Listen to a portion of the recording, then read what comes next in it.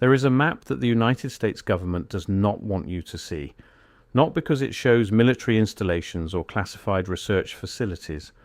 The map they do not want you to see predates the Cold War, the income tax, the Federal Reserve. It is a map of the tunnel network beneath Washington, D.C., and the reason they do not want you to see it is not that it exists. Everyone who has worked in the Capitol complex for more than a decade knows it exists. The reason is what the tunnels connect, and what one federal auditor found when he traced those connections to their logical conclusion in the spring of 1922. His name was Edmund Hargrove Pruitt, senior fiscal examiner within the newly formed General Accounting Office created the previous year under the Budget and Accounting Act of 1921. His job was to follow money. What he found in the tunnel records of the Capitol complex was that the money did not go where anyone said it went. He was found dead in his office on April 14, 1922. The official cause of death was cardiac arrest. He was 31 years old. This is the story of what Edmund Pruitt found, and of why the tunnels beneath the American seat of government represent something far older and stranger than any official account admits. It is the story of a pattern across dozens of government building complexes, a pattern of underground connectivity and shared infrastructure pointing toward a prior civilization with knowledge of energy, earth, and architecture that the historical record cannot account for. I have to pause here for a second, because what I just described, that is one case from a much larger pattern. There are 35 documented cases in a document I put together. Different cities, different decades, different types of evidence. Every single one follows the same sequence: discovered, documented, acquired, disappeared. I could not fit all of it into a video. It's in the pinned comment below. Find it before we continue. The Budget and Accounting Act of 1921 was presented as a reform measure. Prior to its passage, the federal government had no centralized budgeting process. Individual agencies submitted their own spending requests directly to Congress, and the resulting appropriations were more the product of political negotiation than any coherent fiscal plan. The Act created two new institutions: the Bureau of the Budget, to formalize the executive spending request process, and the General Accounting Office to serve as an independent auditor reviewing federal expenditures and reporting anomalies to Congress. What it actually did was create an agency with the mandate to examine the full scope of federal spending, including spending never formally categorized that appeared in no appropriations bill and that had continued for decades through mechanisms never subject to outside scrutiny. Edmund Pruitt was assigned to the Capitol building complex in early 1922. His mandate was to audit maintenance and operational expenditures for the Capitol grounds, which included the Capitol building, the House and Senate office buildings, the Library of Congress, and several smaller surrounding structures. It was routine work expected to take a few weeks and produce a report noting minor discrepancies in supply purchasing or personnel timekeeping. What Pruitt found instead was a separate set of accounts, not fraudulent, but a legitimate, formally maintained set of expenditure records kept continuously since at least the 1870s, documenting infrastructure that appeared nowhere in any official architectural record. The accounts referenced tunnel sections by number, maintenance personnel assigned to underground duties, and power consumption figures for systems operating beneath the building that bore no relationship to the lighting and heating systems in the official engineering records. His notes from this period survive in fragmentary form in the National Archives. Most researchers dismiss them as the confused records of an auditor unfamiliar with the Capitol's extensive steam tunnel system. But anyone who reads them carefully notices something that interpretation cannot explain. Pruitt was not confused about the steam tunnels. He knew about them, had audited them, had separate ledger pages. What he was trying to account for were additional tunnels connecting to the steam system but extending beyond it, leading to destinations he could not identify from any above-ground map, whose maintenance costs appeared under a line item that translated roughly as general federal premises. He spent 3 weeks trying to determine what general federal premises meant. Cross-referencing expenditure codes against every budget document he could obtain, he found the same code appearing in federal building accounts in New York, Philadelphia, Boston, and Chicago. The same maintenance line item drawing from the same federal fund, referencing underground infrastructure at federal complexes across the country that no one, as far as he could determine, had ever officially built. To understand why the tunnel network beneath the United States Capitol building is anomalous, you have to understand what the official history of that network says, and where that official history breaks down. The Capitol building as it stands today is not the building constructed between 1793 and 1800, nor primarily the building rebuilt after the British burning in 1814. What visitors see is the product of a massive expansion conducted between 1851 and 1868, when the House and Senate wings were added, the wooden dome removed, and the current cast iron dome erected. This expansion more than doubled the building's footprint and fundamentally changed its relationship to the ground beneath it. The official account of the Capitol's underground infrastructure describes a system that developed incrementally. Basement spaces added for storage, a small railway installed in 1909, steam tunnels extended as new buildings joined the complex. The picture the official record paints is of an ad hoc, improvised underground network, practical solutions added piece by piece as the need arose. But the physical characteristics of the tunnels do not match this account. Engineers who have worked in the Capitol's underground spaces have noted consistently over many decades that the tunnel construction exhibits a level of precision and uniformity incompatible with ad hoc expansion. The oldest sections displayed dimensional consistency and material quality that would be difficult to achieve even with modern construction techniques. The brickwork in particular exhibits exceptional regularity, with joints maintained to tolerances more characteristic of precision manufacturing than 19th century on-site masonry. More significantly, the pre-1900 tunnel sections do not follow the pattern of utility tunnels added to serve specific buildings.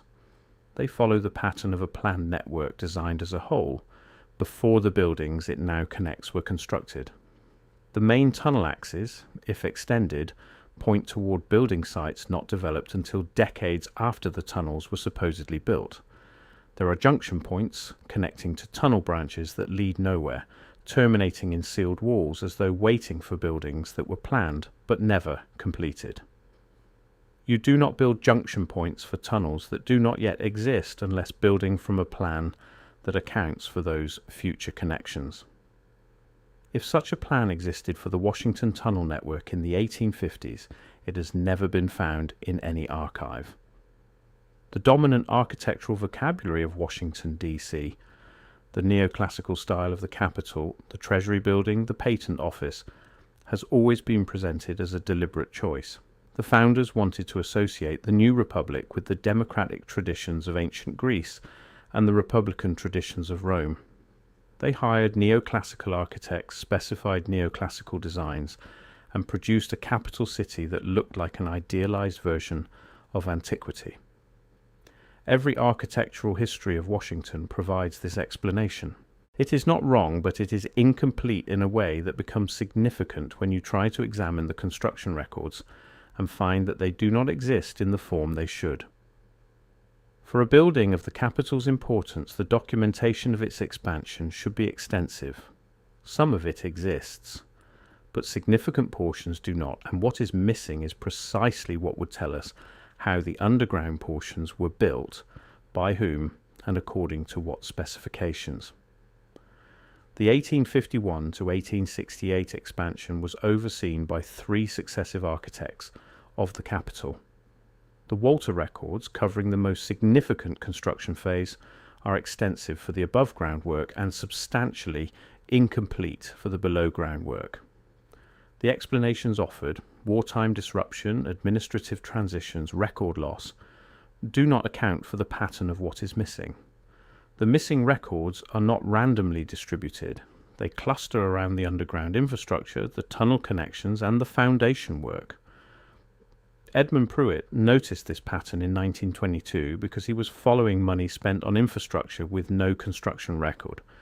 If there is no record of something being built, but a continuous maintenance record stretching back 50 years, the most obvious explanation is that it was not built, at least not by the people whose construction records you are looking at. The federal auditor who died in April 1922 left behind a personal notebook, not part of the official case file. It was found by his younger sister when she cleared his Washington apartment, remained in her possession until her death in 1961, passed to her son, and was donated to a small historical society in Ohio in 1987. The notebook contains columns of figures, reference codes, and terse marginal annotations, the working document of a methodical accountant.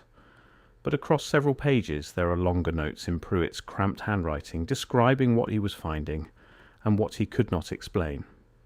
Two passages are particularly significant. In the first, Pruitt notes that the maintenance accounts appear to originate from a fund predating the agencies that administer it. The fund appears in records going back at least to the grant administration, and the appropriation language refers not to any specific infrastructure, but to the continued preservation of federal properties in accordance with original specifications. The phrase original specifications appears 3 times in his notes, always underlined. In the second passage, Pruitt describes a meeting with a senior official in the superintendent's office, recorded by initial only as HVHV confirmed the tunnels were real, present as long as anyone could remember, and that the standing instruction was to direct questions about their origin upward, though in practice this had never produced answers. His predecessor had told him the same. The tunnels were inherited infrastructure, always there, and maintaining them without asking questions was simply part of the job. Inherited infrastructure. The phrase is bureaucratic language for a situation one has accommodated oneself to, but its implications are considerable. If the tunnels were inherited rather than built, they were already present when the Capitol complex was developed. If they predated the 1850s expansion, then the expansion was built around them, the above-ground buildings sited and designed to connect to an underground network already in place. This is not a small claim. It means that the tunnel network beneath the United States Capitol was not built as an adjunct to the buildings above it. The buildings above it were built as an adjunct to the tunnel network below. Construction too uniform, too precise, too well planned to match the ad hoc expansion story. Tunnel sections connecting to nothing, or to features not built for decades. Maintenance costs for systems whose construction is undocumented. And dimensional characteristics strikingly consistent across buildings in different cities supposedly designed independently. The federal courthouse in Philadelphia, customs houses in New York and Boston, post office buildings in major cities, state capitol buildings built during the same period with the same architectural vocabulary. When you measure their underground spaces, the basement proportions, the tunnel dimensions, the foundation depth relative to street grade, you find ratios repeating with a consistency explained by no shared architectural manual or design standard of the period. This dimensional consistency is one of the central observations underlying what researchers have come to call the Tartarian infrastructure hypothesis, that the network of monumental public buildings erected across North America in the 19th century was not built by the people and organizations that history credits with building it. The buildings were pre-existing, and the historical record of their construction was created afterward to account for structures that were simply there. Before I go further, that document in the pinned comment. If you have not found it yet, go there now, because everything I cover in these videos is one piece of a pattern that only becomes visible when you see all 35 cases together. The document shows you the full pattern. What I can show you here is the surface. What is down there is everything underneath it. Pinned comment, now, then come back. The Tartarian hypothesis posits a global civilization of advanced technology destroyed or reset in the mid-19th century, leaving its physical infrastructure to be occupied and claimed by successor populations. The evidence includes consistent building proportions across continents, construction techniques too sophisticated for the dated period, and curious gaps in the historical record around the construction of the largest public buildings of the era. The Capitol Tunnel network is compelling evidence because it depends not on photographic interpretation or proportional analysis, but on an auditor's financial records. The maintenance costs appear continuously in the federal accounts. The construction costs appear nowhere. The simplest explanation is that the infrastructure was not constructed by the federal government, it was inherited. And what it was inherited from is the question Edmund Pruitt was trying to answer in the spring of 1922. The first conventional explanation is that the construction records were simply lost. This is plausible for any individual building, but becomes less plausible when the same pattern of missing underground construction records appears across dozens of federal buildings in multiple cities. That underground records specifically were lost for all of these buildings requires a degree of coincidence that strains credibility. The second explanation is that the infrastructure was built by the Army Corps of Engineers and maintained under separate military accounts, but military engineering records for the Capitol complex during the relevant period also do not document the tunnels in question.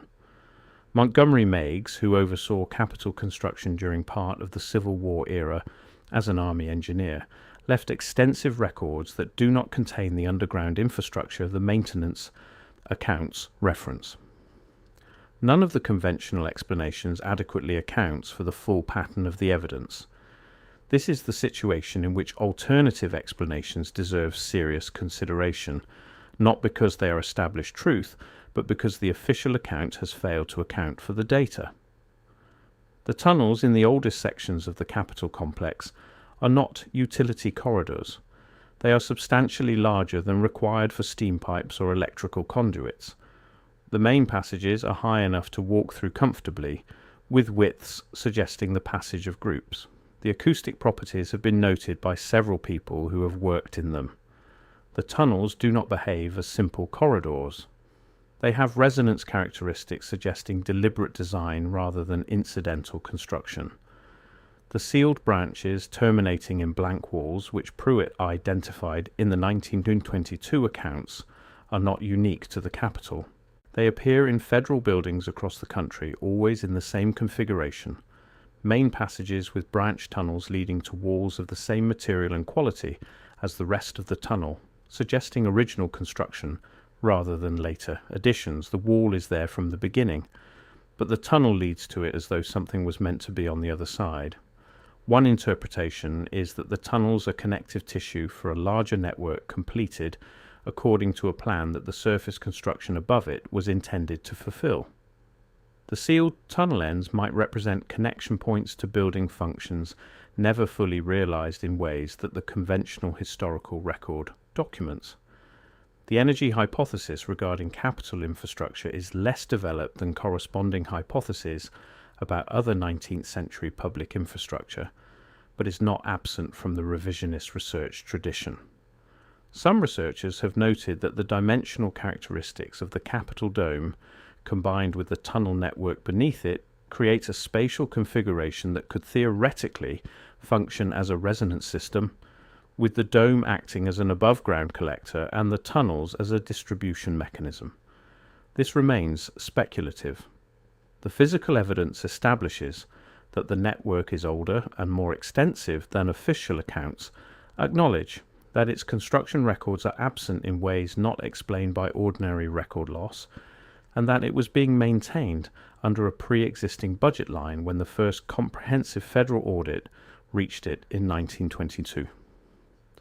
What the energy hypothesis adds is an explanation for why a prior civilization would have built the network and why connecting monumental buildings of consistent proportional design across a broad geographic area would make sense as infrastructure. Edmund Pruitt submitted a preliminary memorandum to his superiors at the General Accounting Office on April 3, 1922, 11 days before his death. The memorandum summarized his findings about the anomalous infrastructure accounts and requested authorization to expand his investigation to the federal building complexes in New York, Philadelphia, and Boston, where he had identified the same account codes. The memorandum does not appear in the GAO's official records for 1922. It was identified by a researcher in the 1990s in a different record series, the correspondence files of a congressman on the Appropriations Committee whose papers were held by a university library. Why a copy of an internal GAO memorandum was in a congressman's correspondence file is not explained by any accompanying document. The congressman who received a copy was a member of the committee overseeing the GAO's funding. His response to the memorandum, if any existed, has not been found. His own papers for April 1922 are noticeably sparser than his files for the months immediately before and after. 11 days after submitting the memorandum, Pruitt was found dead.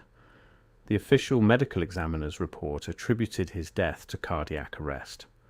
The report is 3 paragraphs long, documenting no physical examination findings that would support the cardiac arrest conclusion for a healthy 31-year-old. It was signed by a physician whose name does not appear in any other District of Columbia medical records for the period. His personal effects from his office were catalogued and returned to his family. The catalogue does not include any notes or working files related to the Capitol Tunnel audit. Those materials are not in the GAO's records. They do not appear anywhere in the public record. The only documentation of what Pruitt found and what he was planning next is the personal notebook that ended up in Ohio, by a path entirely independent of any official process. This is not by itself evidence of foul play. Government records are lost and misfiled by routine processes all the time. The chain of custody for a junior auditor's working papers in 1922 was not the carefully managed process it might be today.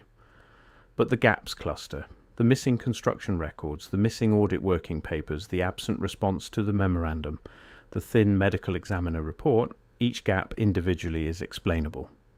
The pattern of gaps all pointing toward the same subject at the same moment in time is harder to explain as coincidence. The General Accounting Office did not continue the infrastructure audit after Pruitt's death. No successor was assigned to his work. The Capitol Complex maintenance accounts he had identified continued appearing in the federal budget for decades. A researcher examining 1940s budget documents identified what appear to be the same account codes, slightly modified in format but structurally identical. Institutions have a kind of memory that does not require anyone to consciously maintain it. A budget line that has appeared for decades continues to appear because the people processing the budget copy from last year's document. The original meaning of the line item may be completely absent from institutional memory. The people who write the checks have no reason to inquire into the nature of the infrastructure being maintained, as long as the maintenance crews report the work was done. This is how anomalous infrastructure persists inside a government budget for a century without investigation, not through active suppression but through ordinary institutional inertia, last year's budget becoming this year's with only the numbers changed. Who knows, in any meaningful sense, what the Capitol Tunnel network actually is and where it goes, is genuinely difficult to answer. People work in the tunnels, engineers maintain the systems housed in them, Capitol police officers patrol them. None of these people has any reason to ask questions about the historical origin of the spaces they work in. The tunnels are there, maintained, and that is sufficient for getting through a workday. At a higher level, there may be more awareness. The Office of the Architect of the Capitol maintains records not publicly accessible. The Capitol Police have their own operational records of the network, also not public. Whether any individual or office has a complete picture, has actually mapped the full extent of the network and traced all the sealed branches, is unclear. The knowledge may be distributed across agencies in pieces no one has ever had the mandate to assemble. The physical evidence that can be observed without access to restricted spaces is limited but consistent with the anomaly hypothesis. The Capitol building sits on Jenkins Hill, a slight elevation above Washington's general grade. The choice was deliberate, providing the visual prominence the building's symbolic role requires. But it also means the Capitol has more below-ground space than a building on flat terrain, with connectivity opportunities between its basement levels and the surrounding landscape, unavailable to buildings sited differently. The documented tunnel connections from the Capitol to the Senate and House office buildings do not follow the shortest paths. They curve, descend, and ascend, following alignments explained as avoiding underground utility conflicts, but in some sections following alignments for which no conflict is documented. The paths were determined by something other than the needs of their users. The basement levels of the Capitol itself contain spaces appearing in no public tour or documentation, not secret in any dramatic sense, but simply excluded from the institutional presentation of the building. These spaces are mentioned in the recollections of long-time Capitol staff. Some are used for storage, some house mechanical equipment, and some appear to serve no current function, simply there, maintained with no clear purpose. The tunnel network of the United States Capitol connects to a question larger than any single building, any single auditor, or any single anomalous maintenance account: what the 19th century actually was. The official history of the 19th century in North America is a history of construction, a new nation building its institutions from scratch, populating a continent, transforming from agricultural colonies into the world's largest industrial economy.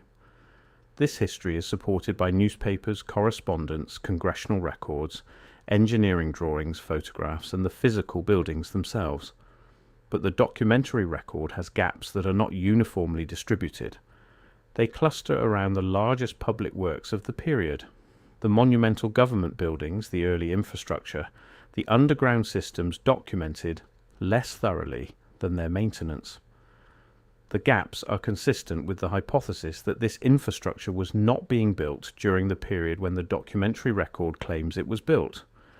The revisionist tradition that has taken the name Tartarian proposes that the anomalous infrastructure represents the remnants of a prior global civilization that developed technologies for working with the Earth's energy fields, for creating resonant architectural systems, and for connecting population centers through underground networks that serve purposes we do not fully understand. This civilization collapsed or was destroyed in the mid-19th century, the exact mechanism varying by researcher, with some proposing a natural catastrophe, others deliberate destruction, and others remaining agnostic while focusing on the physical evidence. The tunnel evidence and the Pruitt case fit into this framework in a specific way. If the tunnels predated the official construction of the Capitol complex, they were inherited by the United States government from whatever existed on Jenkins Hill before. The government then built its symbolic architecture around and above the inherited infrastructure, incorporated the infrastructure into its maintenance budgets as a line item under a description that did not invite questions, and maintained it continuously for a century and a half, while the knowledge of what it actually was receded from institutional memory. What does the tunnel network beneath the United States Capitol actually connect to? The documented connections are the House and Senate office buildings, the Library of Congress, and various support facilities. The undocumented connections, the sealed branches, the tunnel sections leading to walls, the maintenance costs for infrastructure extending beyond the mapped network, connect to something else, something there before the buildings, something maintained continuously and without interruption, from before the Capitol existed in its current form to today. We do not know what that something is. We know that a 31-year-old federal auditor tried to find out in 1922 and was found dead 11 days after submitting a memorandum requesting authorization to look further. We know that no one continued his work. We know that the accounts he had identified continued, under the same classification codes, for decades after his death. We know that the building above the tunnels is where the laws and budgets of a nation are written and approved. We know that the people who work there, from maintenance workers to elected officials, conduct their work in the ordinary institutional framework of a modern democratic government without any awareness, in most cases, of what is beneath them. And we know that the complete map, the one showing where the tunnels actually go and what they connect, does not exist in any publicly accessible archive. If it exists at all, it exists in the restricted holdings of an office that has every institutional reason to regard the question as settled, irrelevant, or inconvenient. The questions Edmund Pruitt was asking are still unanswered. The accounts he identified are still active. The tunnels are still there, maintained and periodically repaired, their purpose accepted without inquiry by the people who work in them. The original specifications, as the maintenance accounts put it, are still being followed. Someone decided, a very long time ago, that these spaces should be preserved. That decision has been honoured without interruption ever since. The only person who asked why stopped asking on April 14, 1922,